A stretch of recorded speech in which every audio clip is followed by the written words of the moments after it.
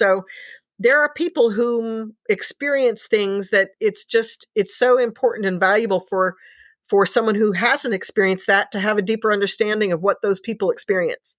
Because the more that we can create a common ground of beliefs and understandings and ideologies about ourselves, grief helps us to better understand ourselves. The more we understand ourselves, the more we will understand and accept others as they are, not as we wish them to be.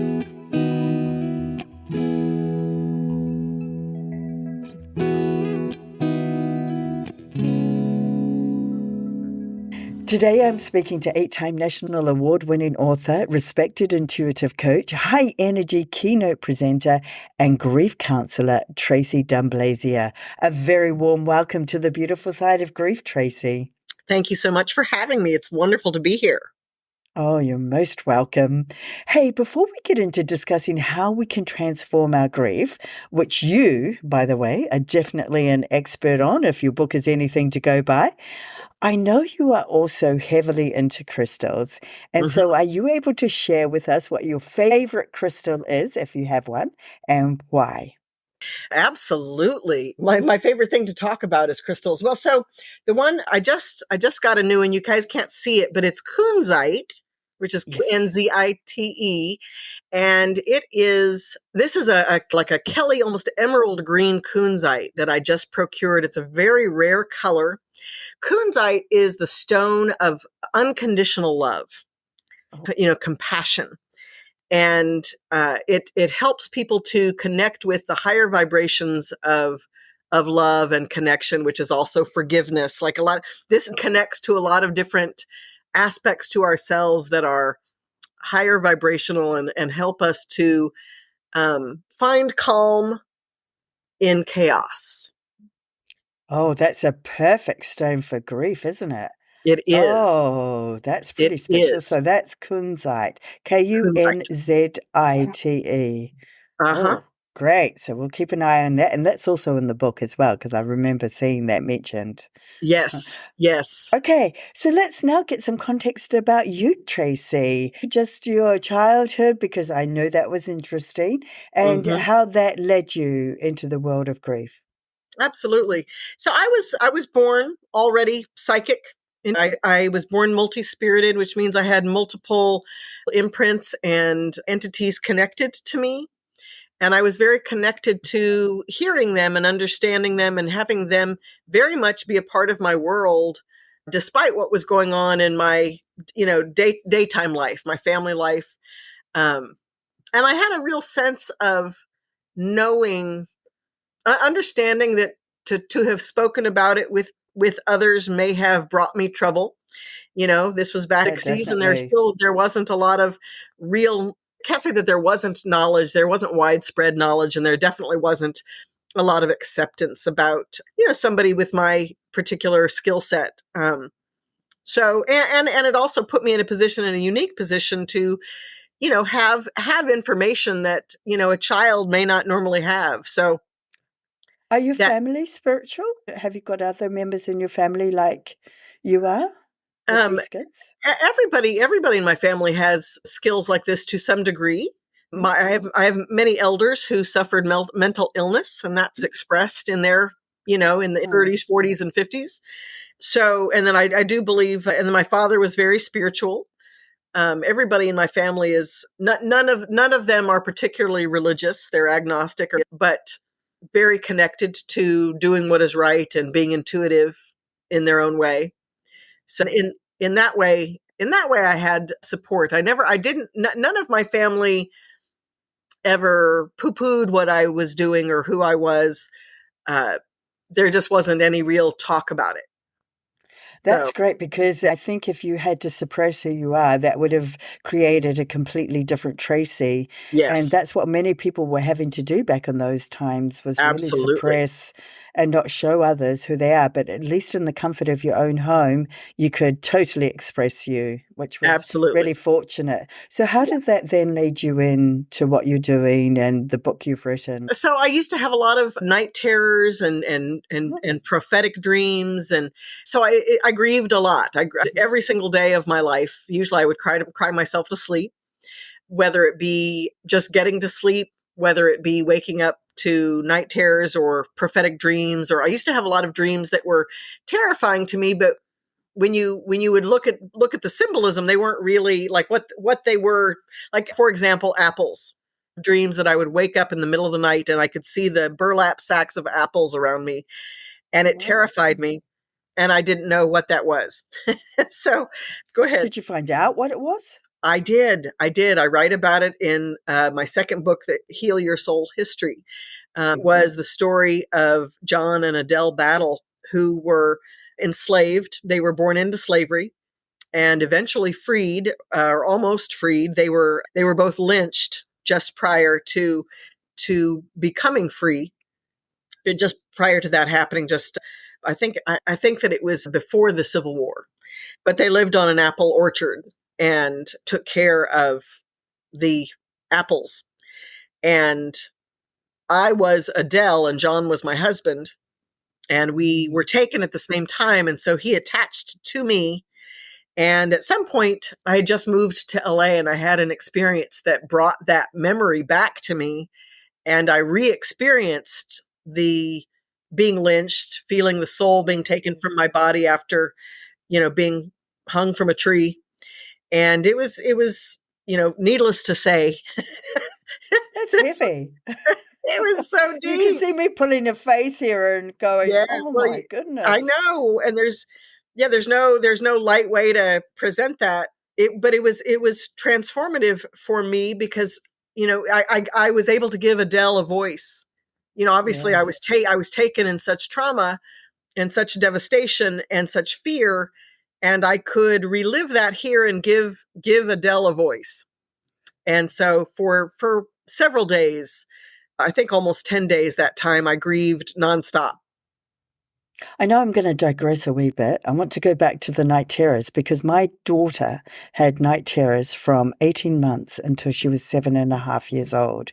Yeah. And oh my gosh, what we went through trying to deal with those. And when I put around her, we used to have this little angel prayer that we used to say when she went to bed, and that she was protected and the Mhm. house was protected and all of those sorts of things. Yes. But she continued to have these. And so I'm just interested. What is your take? Why do some children get night terrors? Well, anybody who, I mean, I've worked with a lot of adults, and when we finally get to that past life imprint that they are recreating in their dreams, they're reliving something that they haven't been able to reconcile. And that was the thing with me, is I kept being triggered by the sight of these burlap sacks of apples. And when I thought about it in my rational self, in the light of day, it was like, that's so ridiculous because they're just apples. I never, it took me a long time, obviously, to put together why apples would be so terrifying. And I wasn't even, it was probably my early 30s when I was finally mentally, emotionally, and spiritually prepared to relive that, to reawaken that imprint and process it. So you've just actually brought up something that I think is really important because a lot of people, especially today, have a lot of fears and a lot of fears that they don't know where they originate from. And so Yes. they are living in these fearful states. And Yes. there's a lot of information now about generational trauma and Mhm. things that our ancestors have gone through that come through the genes. Now, they don't necessarily play out unless there's something probably happening in your life that triggers Right. that switch on or off, you probably come with them off, but then you can switch them on. And for me personally, when I lost Tal in that car accident, Mhm. I felt like that just opened Pandora's box. Yeah. Like, it wasn't just the loss of her, Mm-mm. it was everything that came Yes. through. I Yes. was having to deal with things that I hadn't thought about for years or didn't even realize I had. So Yeah. talk to us about that a little bit because I believe I'm not the only one that would go Absolutely. through this. Layered grief is what I call that. Like, it's a way to express succinctly what's happening. So you're spiritual, You've got things, anything that happens to you in this life, in this body, is encoded in your etheric body. And your soul enters into your physical body also encoded with a layer of information or trauma. And then you have your experiences. And then you have your DNA, right? All of those things that you can arrive with encode your emotional experience and can be triggers. Trauma in the DNA often represents as an illness or a chronic illness or some sort of physical experience, right? So we have all these different levels of trauma that we enter into life with, and then our life is about triggering those to bring them up to the surface, to be reconciled, to be acknowledged, to tell the story, to have it seen, to change your mind. There's it can be brought up to reconcile it in whatever way you need, and always that includes grief. Whether or not you have behaved badly or someone has behaved badly towards you, you are reconciling that through grief. When we grieve, when we cry for 10 minutes or more, it actually changes the neural pathways in the brain. It changes the neurons and it creates a space for something new, a new ideology or habit or reconciliation or forgiveness to take place. So it's such a good thing to be crying, and that's what many of us don't allow ourselves to do. But when we do, Yes. when we have Yes. that, oh my gosh, that heart-wrenching cry that just seems Yes. to come from the core of us, and Yes. then we end it and we're exhausted, but there's Yes. this beautiful sense of release. Yes. And you don't even have to understand what it is you've released. It's just happening, isn't it? Absolutely. Let's go to your book, because this is what we're going to talk about in your book, isn't it? So your Yes. book is called Transformative Grief, an Ancient Ritual of Healing for Modern Times. And that's been described as, and I just so love this description, an eloquent, straightforward lighthouse for anyone lost in the deep waters of grief.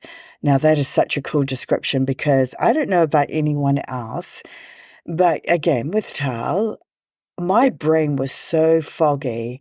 I needed simple, straightforward, not too complex.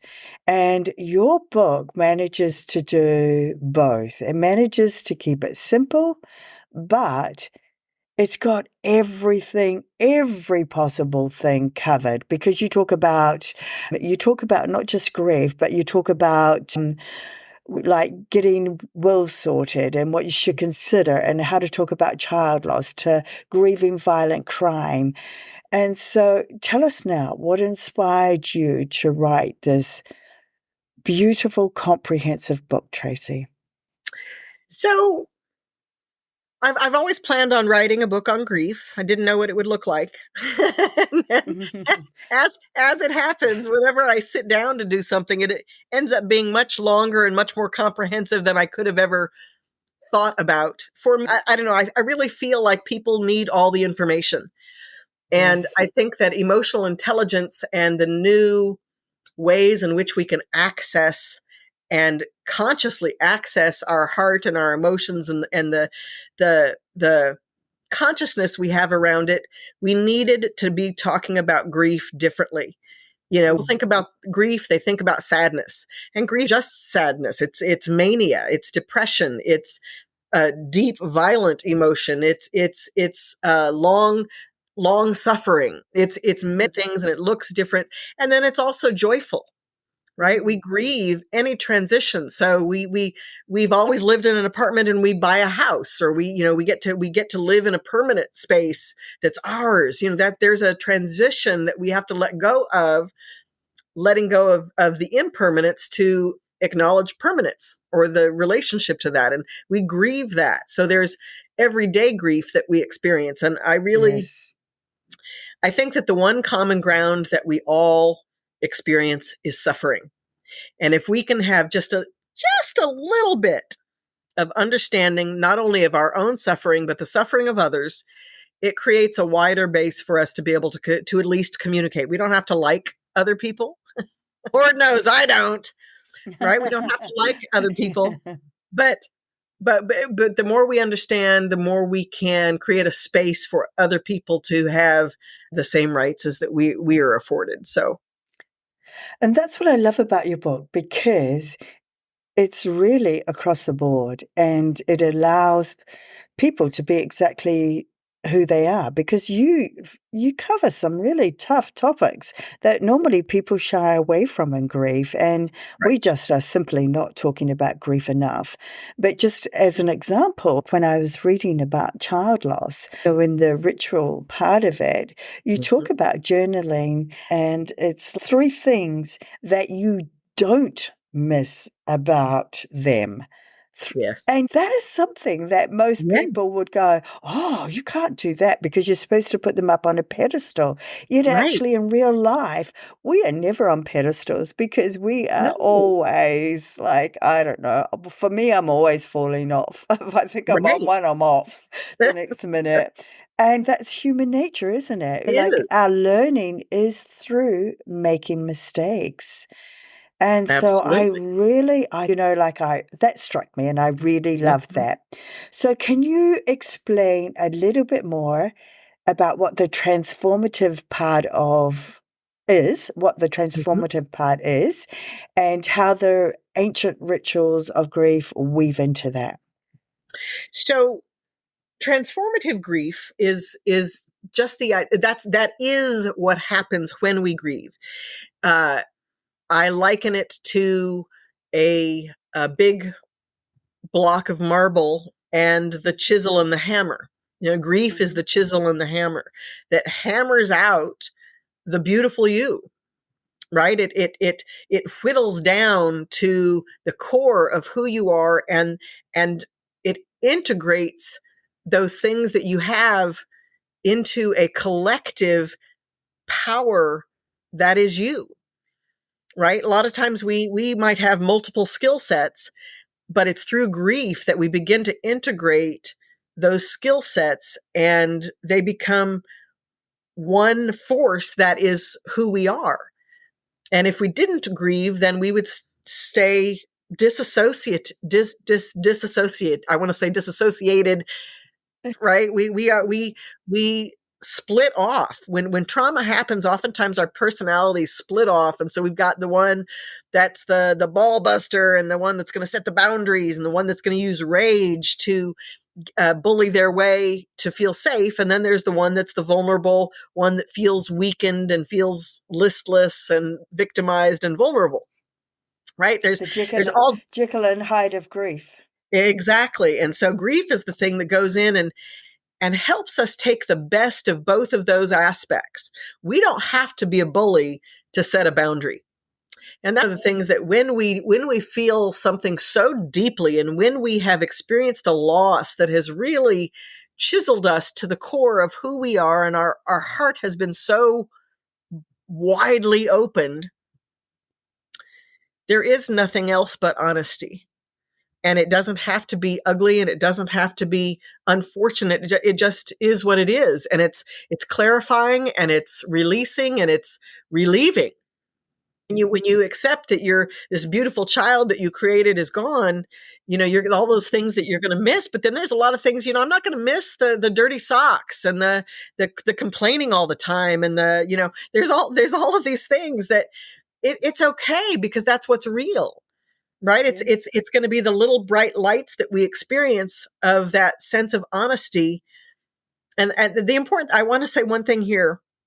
When I call it an ancient ritual, because we have always had grief. Grief has always been here. There's never Yes, been a yes. time where humanity hasn't grieved. And in our culture today, we've spent a lot of time trying to box it up, trying to call it something that keeps people locked down, oppressed, repressed, unfocused, hateful, right? We've done a lot with that grief that has led to some of the struggles that we're working with today. But uh, as we allow ourselves to grieve, we we become more than we even knew we could. We Oh, open ourselves to, I want to use higher thinking, but it's more expansive thinking. Things aren't necessarily high. Say that again? We become aware. We become Yes. aware that there is more than just ourselves. There is more than Yes. just our ego and collecting stuff around us. For me, that is Yes. the complete shift that occurred with me. Suddenly, all of those things I thought that were important suddenly were no longer important. Yes. It's really powerful what you're saying, because this is a shift into ourselves, because we've been conditioned with all sorts of belief systems that actually muck us up big time. Absolutely. And we don't even know it. Here. That's the sad part. Yeah. Yeah. Well, it's the inevitable part. It's, I mean, like, growth is inevitable. No matter how hard people, no matter how many books they ban, Yes. we're going to learn. People will learn. The end is out there. They get it by osmosis. I have hundreds of books. Most of them I've not even cracked open. I buy them and they are in my space, and I find myself intuitively repeating the knowledge that is gained in them. It helps me energetically to frame this knowledge that is true, right? That we tend to meet on the vibrations of truthfulness, the common denominators that we all connect. And humanity believes that there's a way that they can manipulate that and manage it and focus it. And as much as people want to do that, it's just not going to be possible all the time. A process, but they won't ever stop it. Tell us, what are some of the myths around grief? People think oftentimes they don't cry because they feel like if they do cry, it won't stop. One of the aspects of the book that I spoke about is illusion and delusion. Yes, I love that part. In the creative process, our ability to envision something is that we create an illusion in our mind of how something can be or how it is. And then we start to put energy to it, and then we start to put action to it, and it becomes delusional, right? It becomes real in the etheric world. And then if we keep acting on it, it eventually is going to become real, right? And we can do that with, a physical construct like a building. We can do it with an emotional construct, like how we think somebody feels about us, right? Let's say we think that somebody doesn't really like us. So we keep putting this energy into how they don't like us. And so we then become jerks and say little things or act in a way that is, and it promotes and provokes this thing that other people, they don't read it how we are putting it out there. So grief busts through all of that, right? And another thing that we don't necessarily think about is that grief only happens because of death and loss, right? Grief happens oftentimes for little transitions, good transitions. We don't only cry in grief, we laugh in grief, right? A lot of times people have shame for feeling too happy at the funeral. I remember I was like 11 years old, and my father had died, and he was somewhat a regional celebrity where I came from. And so it was a big church funeral, and hundreds of people were there. And I remember we were walking away from the casket, and I see my friend Nancy, and I'm waving at her and smiling and laughing and moving on. Like I had a blast. I got a new dress, I remember like something very similar. My daughter turned out, to the funeral. She walked out and she had this bright red lipstick on. And I was going, darling, you can't wear bright red lipstick to a funeral. And she's going, why not? Yes, I can. Right. I look good. I can do that. And when she said that, when I thought about it, what I Mhm. was doing was coming from all those belief systems of how Yes. we should act and how we should be. The fact that we were turning up was enough. And the Right. fact it didn't matter how she looked because we were turning up to acknowledge and honor that person who had Yes. transitioned. And that was the Absolutely. important thing. And I think we forget Absolutely. about that, eh? So that's what laughter is about too. And you can joke about that person. I think some of the best times are when you all sit around and then you start talking and sharing memories and Mhm. funny stories about Yeah, a person, and they are great. absolutely. I think that the key takeaway that people want in their new framework of grief, all grief is a transition. And you are like if you're changing your relationship to a person who has now died, you're changing your relationship to a spirit rather than a body, Yes, right? To yes. a spiritual emotional connection rather than a physical connection, right? You You don't have to let that go at all. You can right. still maintain it strongly. Yeah. Right. You're grieving the loss of the relationship as it was and expanding your awareness to the relationship as it is. It's this for romantic relationships or friendships, right? We grieve the loss of those. We Is we that what grieve. you mean when you, sorry for interrupting, No, but no. is that what you mean when you say radical acceptance? Yes. Yeah, so just expand on that a little bit more for us. Yeah. So radical acceptance is one's ability to be honest with themselves about the situation at hand. Let's say somebody's in a romantic relationship and they love each other, but they're having a difficult time managing their time or managing their emotions, or one person is having a difficult time. It's okay. It doesn't mean you don't love somebody to need to do something different, whether in the relationship or out of the relationship.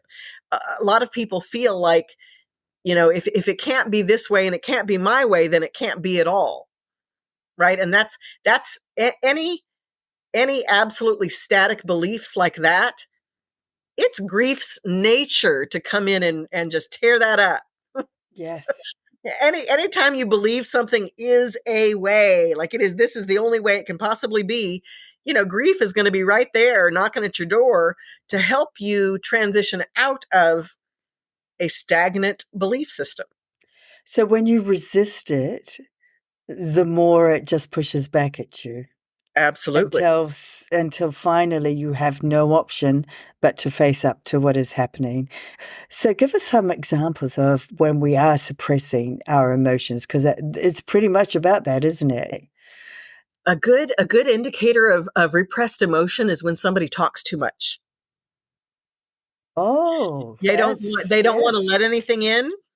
You're like, Okay. they don't want to let it in. And They they don't don't. give anybody else a chance to ask a question or say anything. They're controlling it. Yeah. Exactly. Exactly. Right. You can tell from the timbre of somebody's voice or the loudness of their voice when somebody doesn't want to have, and my theory is, it's not a theory, it's philosophy, I think, uh, is, say what you need. Like, hey, you know what? Right now, I don't want to talk about how I'm feeling and I don't want your opinion on it. Thank you for being here for me, and let's laugh about something or make fun of something or let's do something else, to be honest about whatever's going on gives you a space to move forward. When we pretend like it's not happening and we try to over talk it or overthink it or overeat it, Yeah. right? Over smoke it, over drink it, all of those things. Whenever we try to do that, it doesn't make it go away. It continues. That's resistance, that it continues to fight us. So to acknowledge that it's here, tell it, hey, I'm going to get to you later. Right now, I don't have the strength. I'll do it later. Right? That's the Yeah. one thing that grief will eventually arrive. Right? When Kubler-Ross's work came out about the multiple um, stages of grief, um, we are always in a state of grief in that we're always either in denial or acceptance or bargaining or grieving it, but we're always in that state all the time with something, with one thing or another, because we're always in a state of transition. So instead of breaking it down just as a phase or thinking that it's that like once you've gone through these phases that you're done, right? Then that sets you up, right, to be disappointed and feel like you're not doing it right. And for me, I never went through that phase of anger or denial. I very early on had total acceptance of what had Right. happened because I had a greater understanding and a different perspective. So Right. that allowed me to shift in a different way to other people. Absolutely. What I also love in your book is that you say what different emotions symbolize. Mhm. And that's good too, because I think a lot of people don't even have an awareness of what their resentment symbolizes or what their anger symbolizes. Can you run through a couple of examples for us? And Absolutely. My favorite is humiliation. When oh, when when we feel humiliated, right? It's when our heart, when we are resisting ourselves or we are rejecting ourselves, that resistance often is presented by somebody else's rejection of us, or our rejected by them, or humiliated by them. Yes, right. So when we feel humiliated, that is a message to our consciousness saying, "Hey, pay attention to your heart. Pay attention to your emotions. You're not getting what you need from the situation."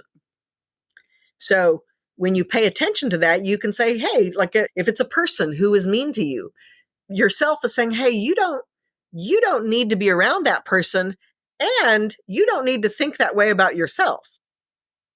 Right? yeah. Because oftentimes we attract people who mirror for us maybe some of the thoughts we may have about ourselves or experiences that we are unaware of. So humiliation, humility are all heart centered. Disappointment is a good one for the throat. When we are disappointed, we uh, are not speaking our truth.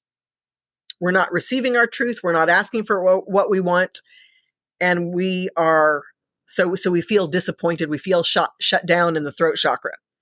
When you're feeling disappointed, what do you need? What do you need to ask for, and to whom do you need to ask?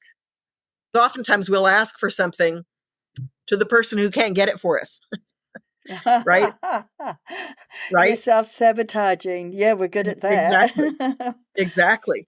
And it's interesting using the word self-sabotage. Self-sabotage is just a way of saying you're not ready yet. Oh, Right? You're that's a not good ready way for of that thing. looking at it. Right? You're not ready for it yet. If you were ready, you'd have it. It's not no harm, no foul.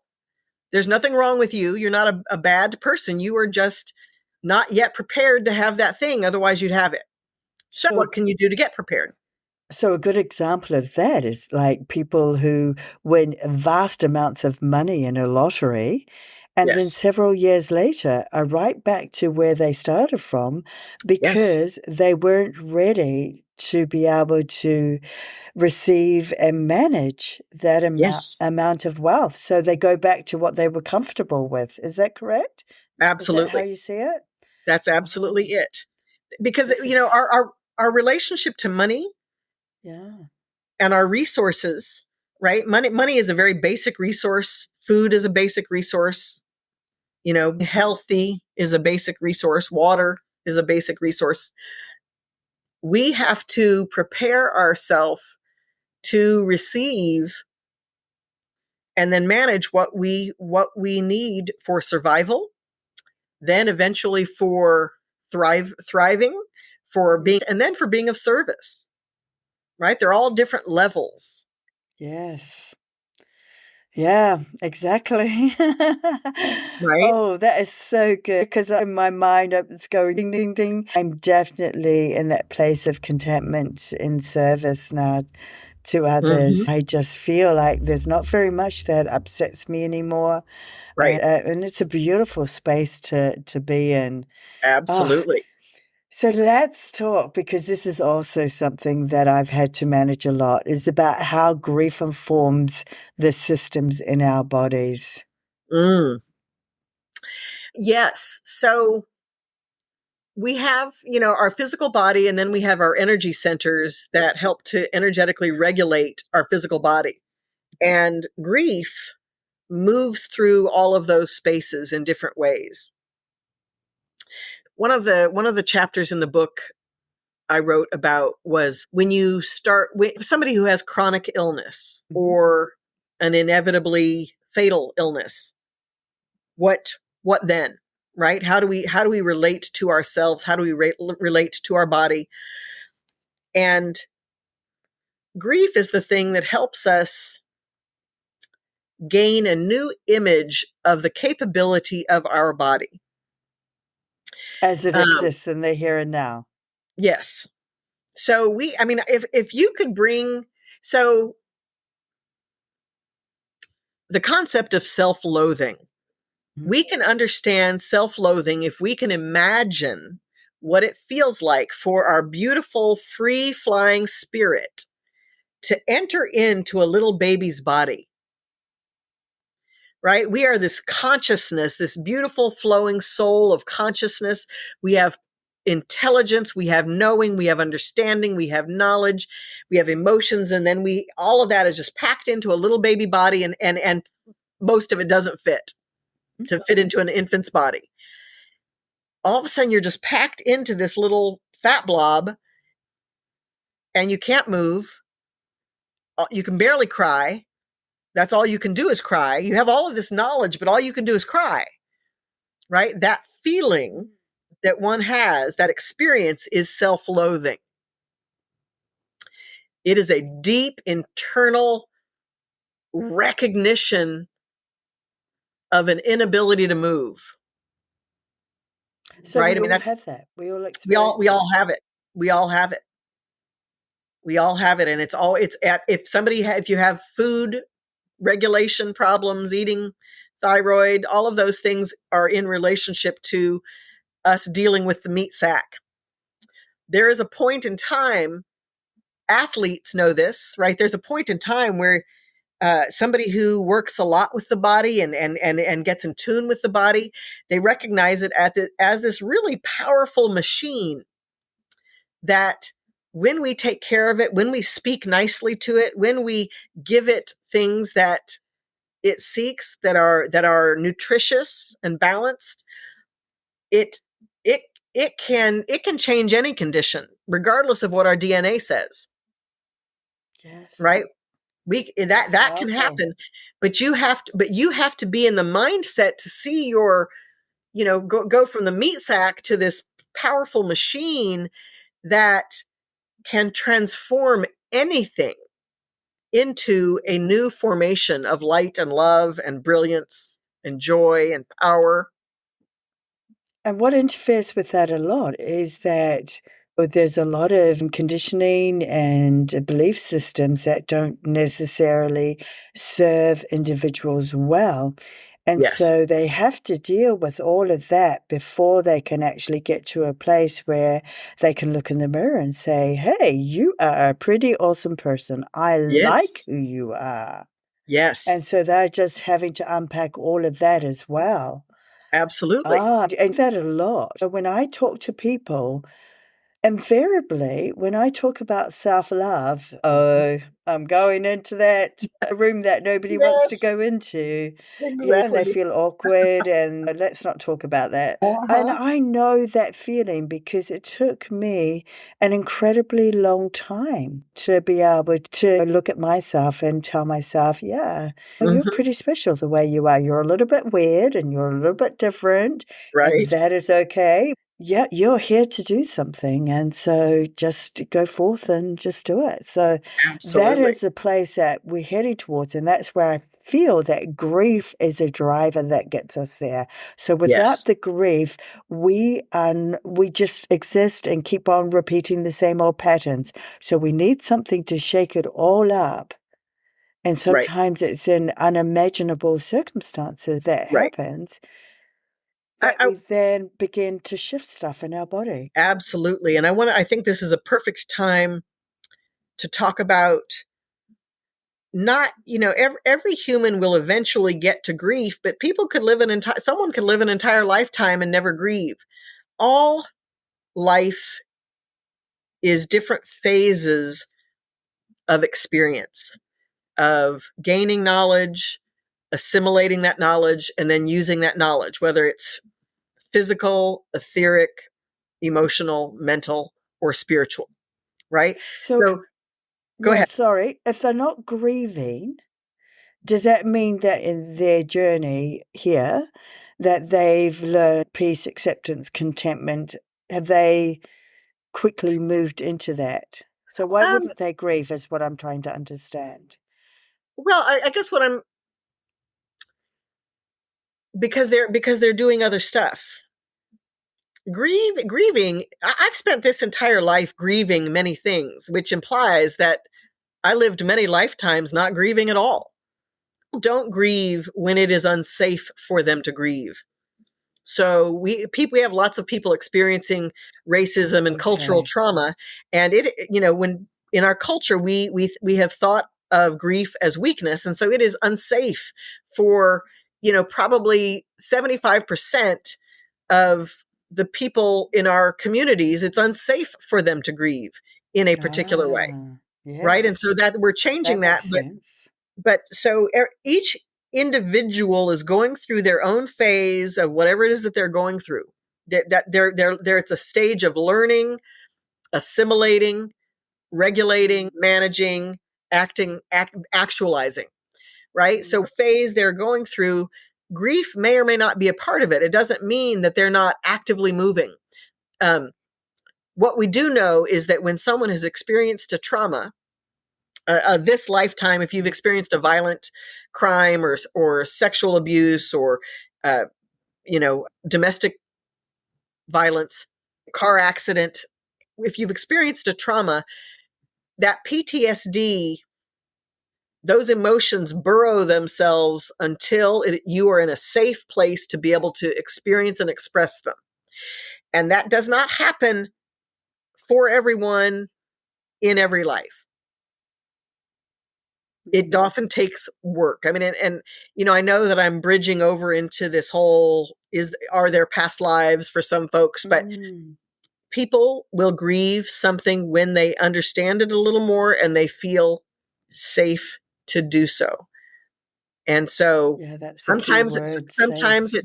sometimes it takes work to get to that level of safety. Mm, Sometimes people feel safer to be angry. Anger is the precursor to all grief. It's a stuff of grief, yeah, yeah, I right? agree. So eventually, when you've gotten mad enough and you really can't get mad anymore, you're eventually going to go into the grief part of, Yeah. but it will be when you feel safe or are safe to do so. Alrighty. Let's go to a tough area that is really prevalent in a lot of societies today. And I think it's actually right across the board, and that's suicide. And that's always a tough one. It's a tough one, for the people that are actually doing it and making that decision. And it's also really tough for those who are left behind. Yeah. Talk to us about how you can manage dealing with something like suicide. If and because it has a ripple effect, you could be a workmate hugely impacted by a colleague who does that Mhm. just as much as a family member who knew that person. So, Yeah. are you able just to share with us some thoughts on that? Oh, absolutely. So today in the world of psychology, making efforts to get I don't know, the World Psychology Association, I don't know what the people who create the DSM-5 Yeah. to have suicide and suicidal ideation as a condition or syndrome. I don't know exactly how they're wording it, and I know that it's in the process. It may have already taken place, but to look at suicide, someone who dies by suicide, or the suicidal ideation as a disease, if you will. Mm. And really, that is to help get people who experience it resources, right? Because before it's been a very suicide has been a very polarizing thing. Behind, think of it as something selfish and feel victimized because of it, and the people who experience it, they have no way out of it. And then there are people who actually die by suicide, and oftentimes, one of the things that I have found in doing mediumship work, because I have spoken with many people who have died by suicide, or who have died by an accidental drug overdose, and different accidental deaths, which suicide sometimes can be an accidental death. They in such a state or condition that they make a choice that it's not a decision. It is momentum. It is a momentum of emotion that they are unable to overcome. And so I think that the people who are left behind are going to go through a series of feelings. And I think it's important that everybody has the right to feel what they feel judgmental, feel angry, feel frustrated, feel, devastated and broken. There's a lot of emotions that come with wishing things could have been different. Yes. And I think guilt. guilt. I think the most important thing to I also there for me there are two categories. There are the people who there are absolutely people who are very clear that they are they would like to die at their own hand. They want to take control of that. Suicide is one aspect of that. People who have a fatal illness that they don't want to live the end portion illness, and they want to take control of it. I just recently this is not suicide, but my brother-in-law, he was slowly dying. He had kidney disease, and within a few months he was going to have to go he was going to start being on dialysis several times a week. And he asked my sister, I don't want to get treatment. Are you okay with that? And she said, you know what? Yes, whatever you need is what I need for you, and I totally understand. So within a week he died of COVID. Oh he my you know he, gosh. he he found another way to exit. Oh, wow. and i Yeah. and I say that, I bring that up in this conversation because it's a similar, someone who wants to transition out of the condition they're in. They're going to make that happen, and we Yeah. can't control that for them. It's like that What we can't, illusion to delusion that you were right, speaking about, right, creating and that. Yeah. what we can do, I tell a couple of stories in the book of people who talked for several years about one partner's condition and wanting to die, not wanting to live, really struggling every minute of every day, until he was finally able to take his own life and move forward. And he had, talked to his wife about it the whole time. And of course she didn't condone it and she didn't want it, but she had to accept that was, he was like, eventually I haven't been successful yet with it, but I'm going to, and so who are we to judge that? Spiritually speaking, if somebody is in a low condition, if they're in a low way when they die, that's not necessarily a ticket out.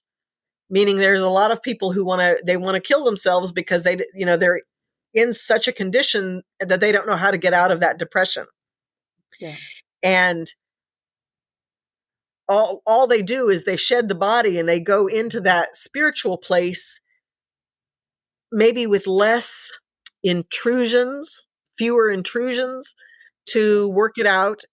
With the same support they've always had. We all have spiritual guides. We all have connections to human beings that support us, and that doesn't necessarily go that doesn't necessarily it doesn't go away. We cross over, right? But where we cross over is indicated by the condition we're in when we leave the body, Yeah. right? So we're entering into all of these other areas. And guilt and shame, they're quite low vibration. Even if you exist in that for long periods of time, that really does affect how you think, how you feel, how you cope, and how you ultimately act upon all of that. But I do like that there is some good information there for people to read about and to consider, and maybe it's not their thing, but the thing is just like information is about opening people's consciousness to it. Yes. And yeah, you're either going to accept it or not, or be on the fence. And Right. whichever way you choose to go is entirely up to you. It's not, Right. like you say, not standing in judgment of anyone. So how does someone get the most out of your book? Because, it's a comprehensive book.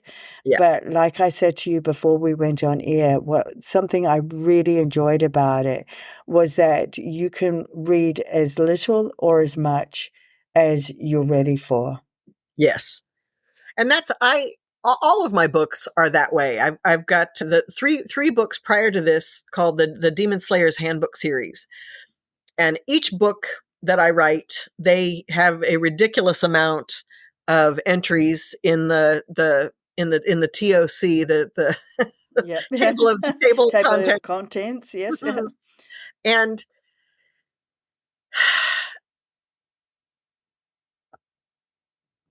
people, it's important that you go to the section that you want or just open the book to whatever page, but whatever information you're taking in, you need to be able to have the space to process it.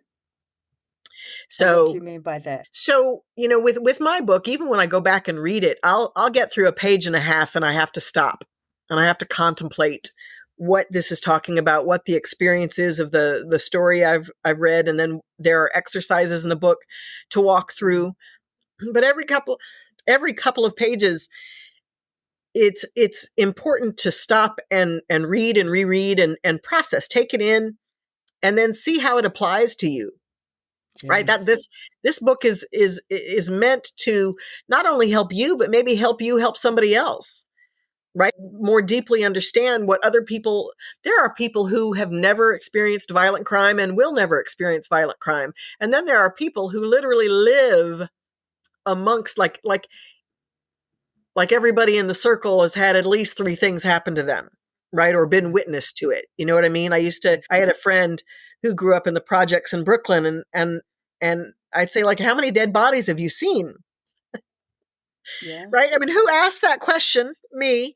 And he had three on his roster.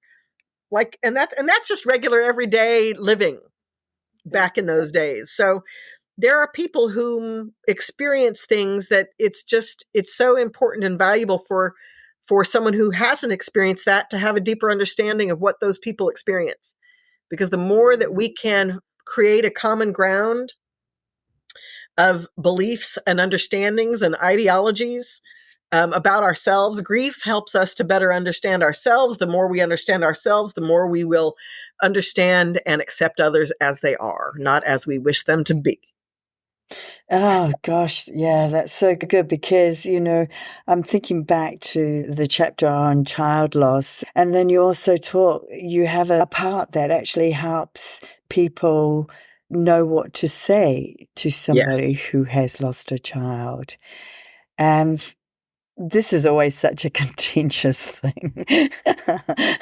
I know that when I read social media sometimes, and I don't do it very often now, but when I read some of the comments in the groups or Yeah. some of those grief groups, and they're going, oh, you know what really gets my goat is somebody who compares my loss to the loss of their dog or their grandparent. And there's Yes. nothing like it. But you know what? I always work on the premise that people are doing the best they can do. You know, they're coming from their own frame of reference. Just like you mentioned, how can you understand violent loss if you've never experienced it? So you don't have that framework. But within Right. your framework, you might have that dog that you've lost or that grandparent that you've lost. And so rightly or wrongly, that's what you use. And for Right. me, I just again think it's just extending grace because they're showing up. They are trying to do the best they can, and they want you to know that they really care about you losing your child. And they may be Right. clumsy at expressing that, but that's Yeah. okay. And Well, that's how I think about it. Yeah. and and I agree with everything that you've said. I have a little different take, um, Yeah, sure. only because I think I know when my mother was sick for 9 months, and I was one of her caretakers, and then when she finally died, I was exhausted and I didn't want to hear anything from anybody. I didn't, I'm sorry for your loss wasn't enough for me. I didn't want to hear it. I didn't care what I didn't care what they were experiencing because I was experiencing. And I'm not wrong for it. And I think that that's, the one thing that I did have, which I'm so grateful for, is I had a friend, just as an example of what I'm talking about. I had a friend. I had just gotten home, just gotten off the plane, walked in the door, and she, came over, and she's like, and she's just kind of hemming and hawing, and I'm sorry, I'm sorry for your loss, and I don't really know what to say. I'm like, how about you just don't say anything, and how about let's not talk about my mom at all. I appreciate your sentiment, but I don't want to hear it. What I really need from you is that you're really funny, and if we could just make some jokes about some things, that would be that for me. I don't need anything else from you but that. And she was relieved, and she took the mantle, and Sure. we had a lovely time together, and that was Yeah. that she could share with me, share my loss by giving me a reprieve from it. She couldn't do anything to help me with my loss, but she could help me with a reprieve from it, and I could tell her that. And I think that's the most, we need to speak up when we are grieving, not feel bad about saying, I no, don't do this, please do this. Yes. I really value you sharing that perspective because, yeah, I completely understand where you're coming from. I happen to Yeah. be in a different space and I was dealing Yes. with a lot of teenagers, so I wanted them to feel okay. Yeah. And yeah, and also what you just said, and my listeners have heard me say this a number of times, is that I would just say, don't say anything. Just give me a hug. And it Yeah. was a hug that would let me know everything that they couldn't express. I could Right. feel it in their body, and it was just Yes. beautiful. And that's what these conversations are about. It's not about Absolutely. everybody doing everything the same way and being on the same page. Right. It's about just exploring what's happening, where we're at, what works for us, what doesn't work for us, and so on. So I think your book is fabulous at allowing people to really think about things because you just cover so much, so much. Like Yeah. I can't even do it justice talking about it. You have to go and look at that table of contents and just see Yes. what's It's covered. like 4 pages. I know. I was looking at it going, oh my gosh. How am I going to get through all this and die? That is it. But it just offers such good information if you're ready for that information. And then beautiful rituals that you share in there and ways to work with crystals and herbs. And so if you're into that, you can do that. Really Yeah. lovely journaling prompts. Yeah. Yeah. Yeah, I really enjoyed it. And I really Thank you. appreciate you sharing that with me so that I could get a glimpse Absolutely. at what this was all about. So that's great. So I always finish off with 3 questions I ask everyone. And the first thing is, what is the best thing that has happened to you so far today? I got good sleep. That was that was really important. I got really good sleep. Oh I gosh, yes. I finished binge watching Madam Secretary, and Oh, good. yeah, it's so hilarious. But I just needed to take some time to not be productive. I've been traveling, and when I do a lot of peopling every hour of the day, it takes a toll on me. So when I get back, I like to just do one 24-hour period of just a whole lot of nothing, whatever I want. So that's Yeah. what today has been for me. So that's what today has been for me. That's great self-care. Well done, you. Mhm. And sometimes we feel guilty of doing what we really need. And sometimes that is exactly that, just binge watching a series Yeah, and doing nothing, thinking about nothing. That can be hugely restorative to the soul. And yeah. then having a good sleep on top of it. Yeah. Yes. Yeah. What is something that you are most grateful for? Resilient. I have, I mean, I'm grateful for so many things. I feel like I have always been taken care of in every way, especially in times where it was all I could do to just take care of myself.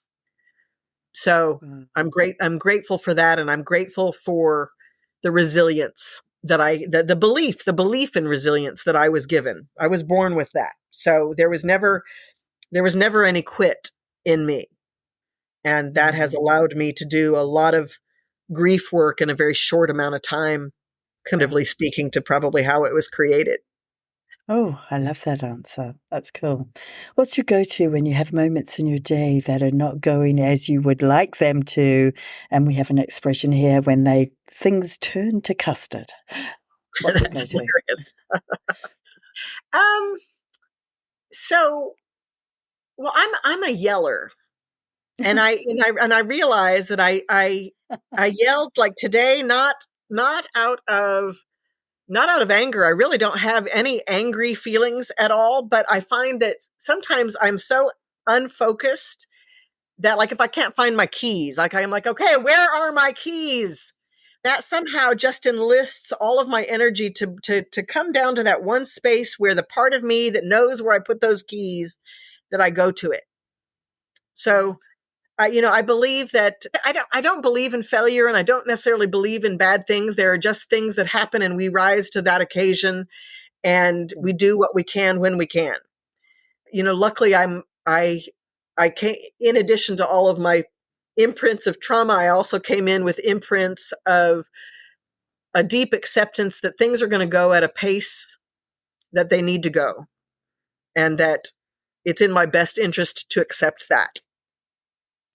That is such a great perspective. Yeah. Yeah, not one I hear very often. So thank you for sharing that. So, Yeah. Tracy, we're going to have your bio and links in the episode notes. And is there Wonderful. anything that you'd just like to share with our listeners now about how they can reach you? And anything else that you'd like to share that perhaps you'd like that we haven't covered?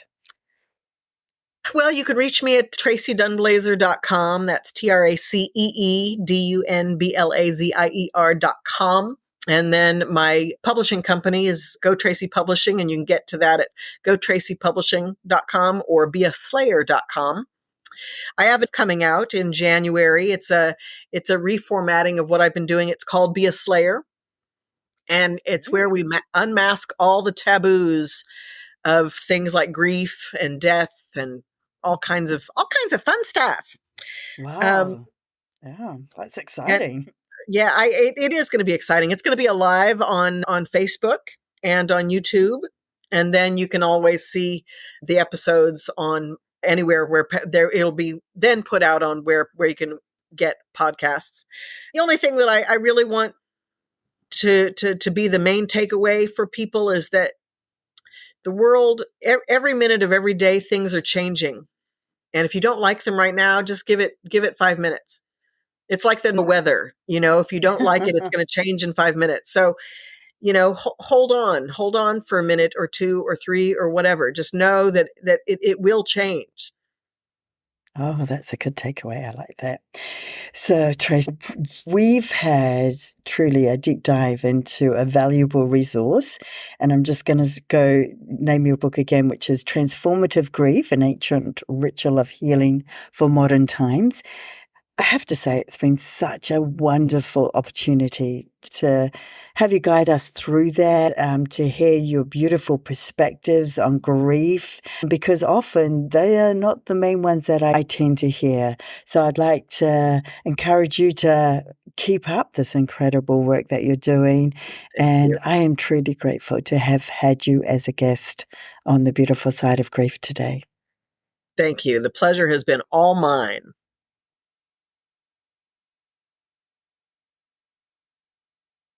Thanks for listening. I hope you got some real value from this episode. If there's a topic you'd like covered, click on the Beautiful Side of Grief at gmail.com link, or go into the beautifulsideofgrief.com website, where you can also leave a review.